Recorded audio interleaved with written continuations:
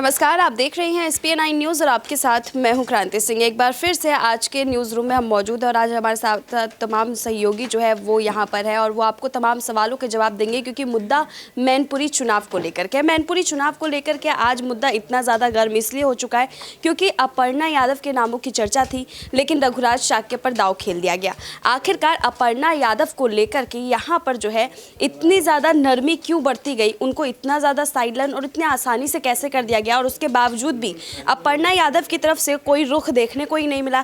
ये सवाल बहुत बड़ा था। तो जब इस सवाल की छानबीन की गई तो जवाब में एक ही चीज़ निकल करके आया कि लखनऊ के चुनाव को देखते हुए, नगर निकाय के चुनाव को देखते हुए, मेयर पद को देखते हुए जो है यहाँ पर लगातार इस मुद्दे को उठाना ही सही समझा गया। और देखिए आज वजह भी यही निकल करके दिखाई देती रही। बहरहाल इस मुद्दे में कितनी सच्चाई है ये समझने की कोशिश हम करेंगे। हमारे साथ अबरार मौजूद है। अबरार, नगर निकाय का चुनाव यहाँ पास में ही है, लखनऊ के मेयर सीट को लेकर के जो है सपने अब अपर्णा यादव देखने लग गई है। भाजपा ने भी उन्हें यही भरोसा दिलाया है। तो क्या लग रहा है ये भरोसा अब सच में साबित होता हुआ नजर आएगा या फिर यहाँ पर जो है इस सीटों पर से चुनाव के माहौल के बीच में उनको वहाँ से भी निकाल करके फेंक दिया जाएगा? देखिए, अपर्णा यादव को कहीं ना कहीं जिस तरीके से भारतीय जनता पार्टी प्रोजेक्ट करने की कोशिश कर रही थी मैनपुरी सीट पर, उन्होंने आखिरी समय पर जो ना कहा उससे कहीं ना कहीं भारतीय जनता पार्टी हाईकमान जो नाराज चल रहा है। और यही वजह है कि जो स्टार प्रचारकों की सूची उसमें भी उनका नाम नहीं है। तो जाहिर सी बात है कि अब जो उनकी एक उम्मीद है बीजेपी से कि बीजेपी में शामिल होने के बाद जाहिर सी बात है कि वो अपना सियासी कद जो वो बढ़ाना चाहती है। उसके लिए लखनऊ के जो म्यूनसिपल कॉरपोरेशन के जो चुनाव है उसकी चर्चा अभी से तेज़ हो गई। लेकिन कुल मिलाकर के बात इस बात पर निर्भर कर रही है क्या भारतीय जनता पार्टी इतनी आसानी से उनको उस सीट के लिए मनोनीत करेगी, क्योंकि बीजेपी बहुत सोच समझ करके कदम उठाएगी। लगातार आप देखिए कि उस सीट के लिए कई चेहरे ऐसे हैं जो आगे आ रहे हैं और उन्होंने अपने दावे भी अभी से ठोकने शुरू कर दिए हैं। तो ऐसे में बीजेपी अगर उन चेहरों को दरकिनार करते हुए अपर्णा यादव को जो उम्मीदवार बनाती है, तभी जाकर के अपर्णा यादव उस सीट पर जो है वो उस पद पर जो बन पाएगी। तो कुल मिलाकर के अपर्णा यादव अपने हिसाब से क्या सोच रही है वो बिल्कुल भी मैटर नहीं करता, क्योंकि बीजेपी जब तक तय नहीं करेगी कि प्रत्याशी कौन होगा तब तक उनकी उम्मीदों पर जो एक तरीके से आप कह सकते हैं कि खड़े उतरते नजर नहीं आ सकते। ठीक है, धन्यवाद अबरार। देखिए यहाँ पर इन्होंने एक बात तो खड़ी कर दी है कि यहाँ पर देखिए लगातार जो मुद्दे उठ रहे थे, यहाँ पर अपर्णा यादव जो है उनको मेयर कुर्सी देने के लिए ही भाजपा ने इस पद से जो है नहीं नवाजा। तो क्या इस बात में कितनी सच्चाई है उसको लेकर के उन्होंने साफ कर दिया है कि जब तक जो है यहाँ पर चेहरा घोषित नहीं हो जाता है तब तक इस बात का अंदाज़ा नहीं लगाया जा सकता है। अभी हमारे साथ आमिर भी मौजूद है, आमिर से भी एक सवाल ले लेंगे। यहाँ पर नगर निकाय चुनाव की अब चर्चा तेज हो गई है कि नगर निकाय का चुनाव होगा, उसमें अपर्णा यादव को मौका मिलेगा, लेकिन हर बार भाजपा उन्हें एक अलग सपना दिखा देती है और जब सपना पूरा करने का समय आता है तो तोड़ देती है। मेयर पद का भी लालच सिर्फ इसलिए है ताकि मैनपुरी के चुनाव आसानी से निकल जाए, उस समय कोई उनकी तरफ से बगावत ना हो, बस इसलिए दिया गया ये लॉलीपॉप। देखिए, बीजेपी की जो एक पॉलिटिकल स्ट्रेटजी है वो काफ़ी अलग चलती है। वो कब किसको कहाँ खड़ा कर देंगे। अब शाक्य का नाम आप सुन रहे होंगे, उनका नाम अभी आप लोगों ने पहले नहीं सुना होगा, अचानक से बीजेपी ने उनका नाम अनाउंसमेंट कर दिया। तो वो एक अलग प्लानिंग से चलते हैं। अपर्णा यादव को वो कब कहाँ किस रोल में उतारेंगे ये शायद वो बीजेपी के लोग ही जानते होंगे। तो अपर्णा यादव भी इसीलिए शायद संतुष्ट हैं कि मुझे हो सकता हो कि कुछ बहुत बड़ा काम रोल के लिए रखा गया हो, इसलिए मुझे ये छोटे मोटे इलेक्शन में नहीं उतार रहे हैं ये लोग। तो अपर्णा यादव खुद से संतुष्ट है, तभी शायद वो अभी तक बीजेपी में जुड़ी हुई हैं। नहीं तो अभी उनके निधन के बाद, मुलायम सिंह यादव के निधन के बाद परिवार जैसे एकजुट होता हुआ दिख रहा है। मुलायम सिंह यादव के बाद शिवपाल यादव और अखिलेश यादव एक हो गए। तो ये शायद अपर्णा यादव के भी दिल में कहीं ना कहीं आया होगा, लेकिन उनको शायद एक सेटिस्फैक्शन अंदर से अभी भी उम्मीद होगी कि शायद बीजेपी के जो बड़े आला अधिकारी हैं वो मुझे एक अलग रोल देंगे और हो सकता हो कि शायद अगले इलेक्शन में या कहीं हो सकता हो कि उनके लिए कुछ बड़ा सोच रखा है। तो इसकी वजह से अपर्णा यादव अभी भी उनके साथ जुड़ी हुई हैं। ठीक है, धन्यवाद आमिर।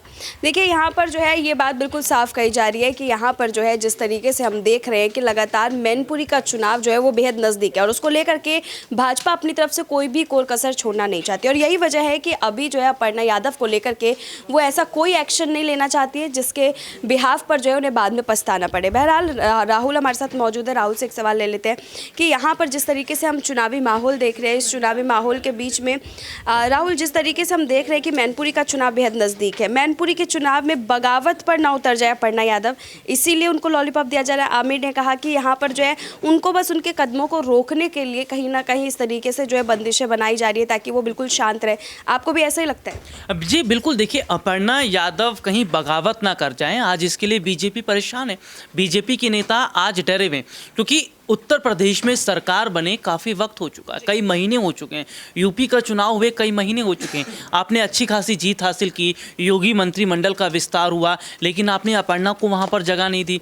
और यहाँ पर अगर हम कह रहे हैं मैनपुरी सीट पर, देखिए मैनपुरी सीट पर चलिए ठीक है कि ये जो है वो परिवार की लड़ाई नहीं चाहती थी समाजवादी पार्टी, वो नहीं चाहती थी कि भाई परिवार के बीच में मनमुटाव हो या इस सीट का जो चुनाव है, चुनाव में हार जीत तो लगी रहती है, इस सीट को लेकर परिवार में कलह ना हो जाए, इसको भी बीजेपी ने ध्यान रखा। ठीक है आपने टिकट नहीं दिया, लेकिन स्टार प्रचारक की भूमिका में तो रखते, स्टार प्रचारक की सूची में तो रखते। भाई देखिए नेता का काम प्रचार प्रसार करना, वो तो प्रचार प्रसार करेंगे, जाहिर सी बात है। अब देखिए अपर्णा अगर समाजवादी में होती तो समाजवादी के लिए करती, भाजपा में है तो भाजपा के लिए प्रचार प्रसार करे, लेकिन आपने स्टार प्रचारक की सूची में भी नहीं रखा।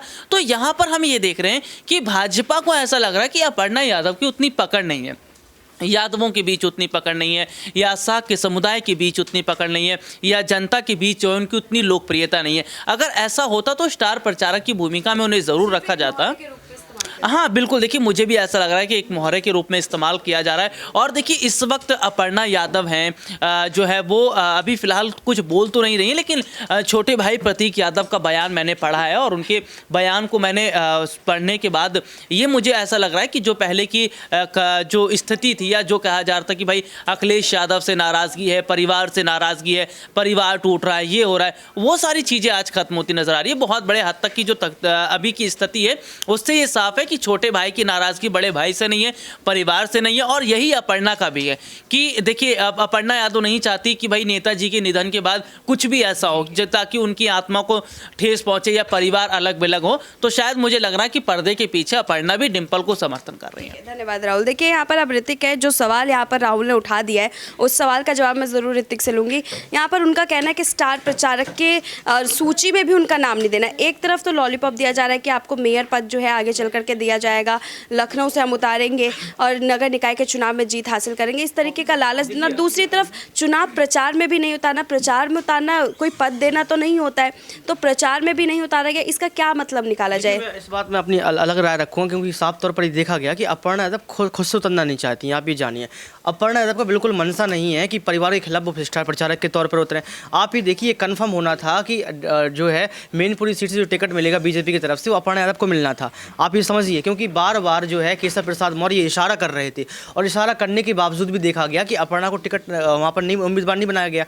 और उम्मीदवार ना बनाने के पहले आपने देखा उनकी कई सारी मीटिंग्स चली, मीटिंग्स होने के बाद ये कन्फर्म हो गया कि अपर्णा को टिकट नहीं मिलेगा।